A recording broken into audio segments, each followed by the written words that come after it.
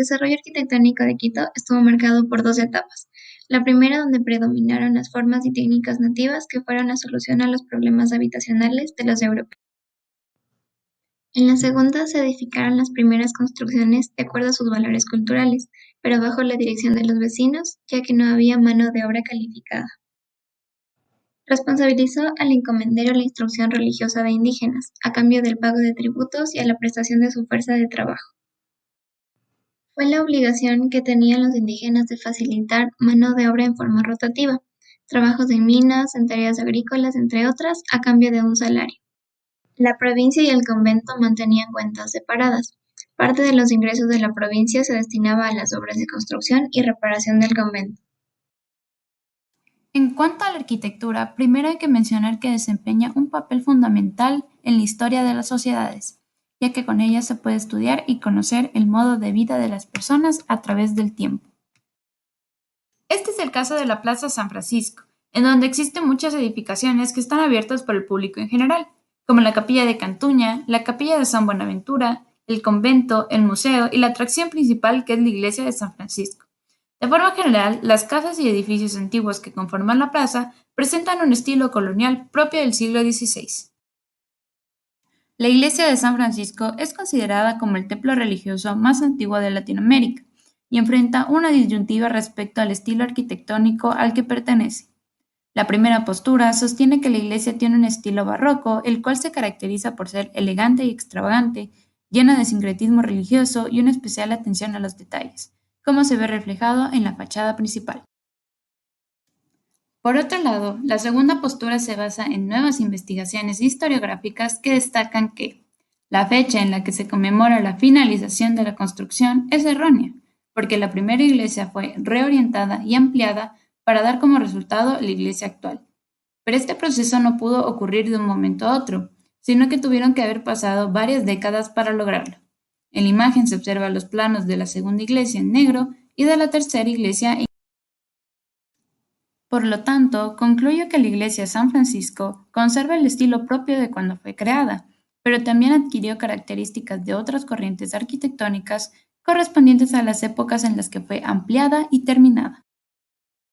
La Plaza de San Francisco no solo es reconocida por su infraestructura, sino también por las leyendas que toman lugar en esta plaza. Cantuña, además de explicar cómo se construyó la iglesia de San Francisco, es una de las leyendas más famosas de todo el país.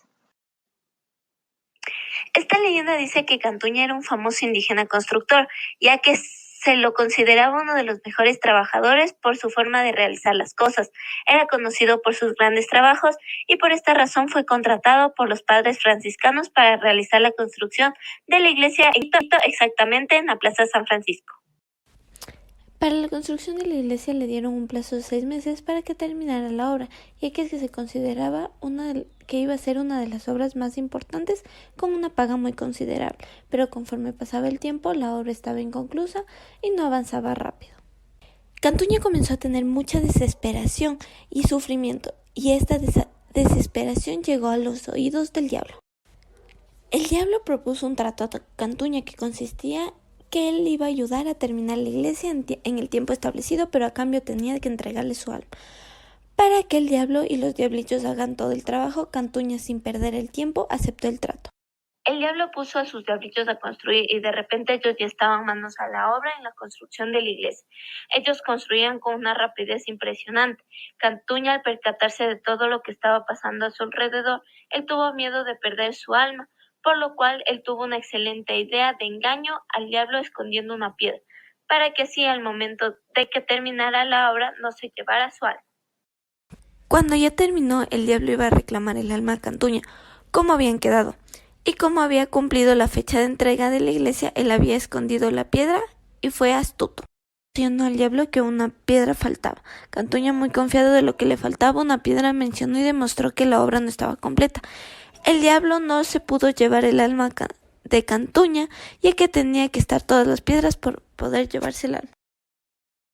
Al final, el diablo no se llevó el alma, y el alma pudo ser salvada.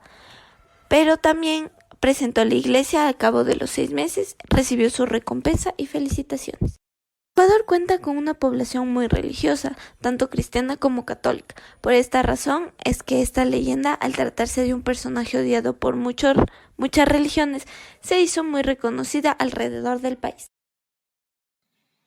Yo les voy a hablar sobre el turismo en el centro histórico de Quito en general, ya que aquí es en donde se encuentra la Plaza San Francisco. El centro histórico de Quito fue nombrado como el primer patrimonio cultural de la humanidad, junto con Cracovia en Polonia, el 8 de septiembre de 1978. Este queda en el centro sur de la ciudad de Quito. En el centro histórico existen alrededor de 17 museos, pero los más conocidos son el Museo de la Ciudad, Museo Casa de Sucre, Yacu, el Museo del Agua, y el Museo de Cera, como también el Museo del Panecillo y el Museo Numismático. Además de contar con varios museos, el centro histórico de Quito también cuenta con más de 40 iglesias y capillas en todo el centro histórico. Entre las más famosas están la Iglesia de la Compañía de Jesús, la Basílica del Devoto Nacional, Catedral Metropolitana de Quito, Iglesia y Convento de San Francisco y la Iglesia de Santo Domingo y la Basílica de Nuestra Señora de la Merced. Es muy reconocido mundialmente. Además, no solo tiene museos e iglesias para mostrar a los turistas, sino que simples calles también son muy reconocidas como la calle de las Siete Cruces.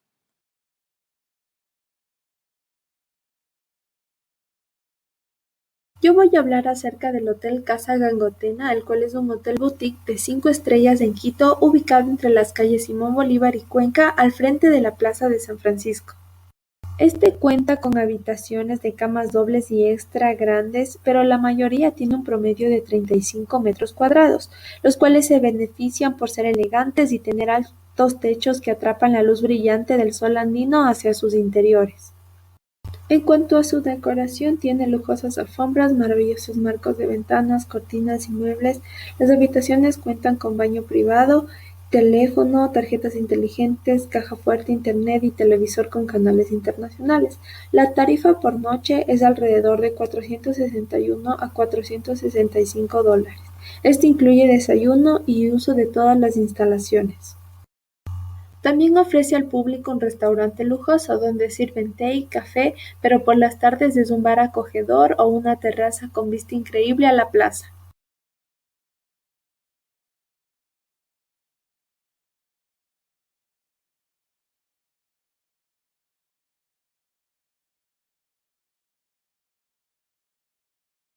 Cuando los españoles llegaron a la capital de los incas en 1534, también llegaron las órdenes religiosas a convertir los corazones y las mentes de la población.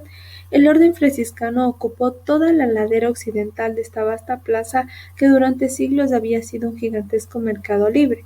Por lo tanto, la casa ocupó un lugar central en la ciudad colonial, dando testimonio a la construcción de la iglesia católica más importante de la ciudad. La casa original fue construida en 1600 por la familia Ponce Castillejo, la que fuera vendida a un rico empresario cacaotero con el nombre de María José Camayo durante la independencia. Este alquiló la residencia a los primeros presidentes de la República, entre ellos Vicente Rocafuerte y Eloy Alfaro. Conocida como Casa de San Miguel, la casa mantuvo el título original por más de 200 años hasta que fue cambiado a Casa Gangotena en 1840, el nombre de sus residentes, quienes poseían tierras en las provincias de Cotopaxi.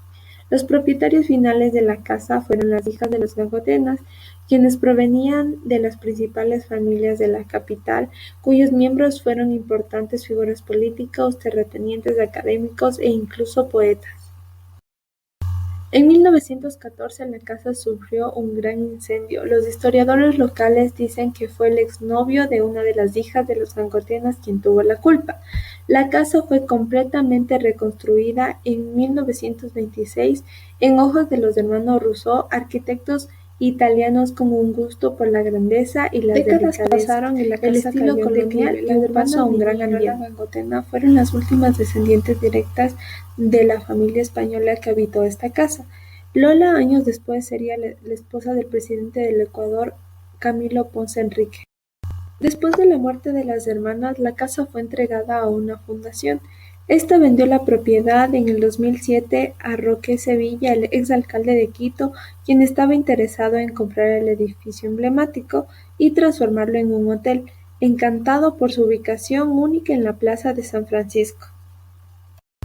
En realidad, la restauración fue un cuento digno de una película. En el 2010, Casa Gangotena reabre sus puertas mostrando al mundo su última reencarnación, un hotel boutique. Análisis comparativo entre los años de la colonia del siglo XVI y la actualidad.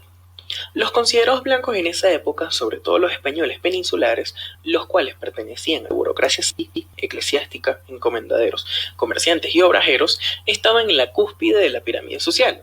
Estos españoles peninsulares tenían bajo su control los principales centros de producción económica, la circulación de los bienes y el poder político en la audiencia y en los cabildos locales. En la base de la pirámide social colonial estaban los pueblos indígenas, los cuales sufrieron profundos cambios y al mismo tiempo pudieron mantener la continuidad de varios elementos de su organización. El que resalta en importancia fue la lucha por conservar las tierras que estaban pasando a mano de los españoles, los cuales no encontraron otra cosa que no fuera resistencia. Conforme fue avanzando la época colonial, existió mayor relevancia en el mestizaje. Este mestizaje tuvo un origen fundamental entre conquistadores y mujeres indígenas, creándose de esta manera un grupo social entre blancos e indígenas dedicado a ciertas labores agrícolas, comercio y artesanía. Para el siglo XVII, en la Real Audiencia de Quito se habían establecido varios grupos de esclavos para realizar trabajo en la costa y en ciertos valles cálidos de la sierra. Fue creciendo un grupo social minoritario que adquiriría importancia en ciertos espacios regionales, pero en Esmeraldas brotó una sociedad de negros libres y mulatos que mantuvo una especie de autonomía frente a las autoridades coloniales. Los blancos podían estar libres del trabajo, principalmente manual, y podían ejercer exclusivamente funciones políticas y religiosas. Los mestizos, por otro lado, que no pudieran ser reconocidos como blancos, ejercían ciertos oficios, pero eran excluidos de la educación formal y de las funciones públicas.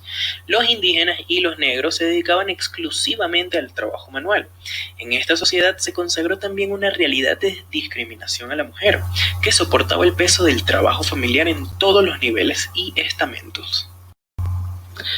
Según lo ya visto, a diferencia del siglo XVI, para el siglo XXI se puede observar claramente que Ecuador ya no es una colonia española, por lo que actualmente empresas privadas y el Estado son los encargados de administrar sus recursos, y de ellos depende si exportarlos o no. Por otro lado, a diferencia de la época colonial, hoy en día está erradicada totalmente la esclavitud, y está penada en el Código Penal ecuatoriano. Cabe acotar que en Ecuador se defiende el trabajo. En el siglo XVII estaba bastante presente una desigualdad en varios ámbitos, empezando por la mujer, la cual tenía el rol de reproductora. Estaba encargada principalmente de la formación de una familia. Luego, sus labores permanecían en la casa, atendiendo el hogar y la familia. En cambio, en el siglo XXI, la mujer y el hombre son iguales ante la ley. La mujer tiene acceso a la educación y, en consecuencia de esto, una mujer con educación superior tiene la capacidad de acceder al trabajo que pueda. La encuesta salarial del 2011 y las tendencias en gestión de capital humano de Deloitte afirman que existe un 27% de mujeres que se encuentran. Por otro lado, para finales del siglo XVI, los indígenas aprendieron nuevas formas de cultivo. Actualmente, nos mantenemos en un constante crecimiento en desarrollo agropecuario. Si vemos a Quito como un cuerpo, podríamos decir que la Plaza San Francisco es el corazón del centro de Quito. Las calles a su alrededor representan las arterias y venas que trasladan el oxígeno que llena la vida del resto de la ciudad. Los niños corriendo, un montón de palomas aleteando, vendedores ambulantes o algunos locales cercanos, los franciscanos apresurados, algunos religiosos caminando a misa, hasta aquel ciudadano pasado de copas tumbado al sol de la escalera de media luna, representan en su máxima expresión a la gente del centro histórico de Quito. Ellos están ahí para hacer la vida de la plaza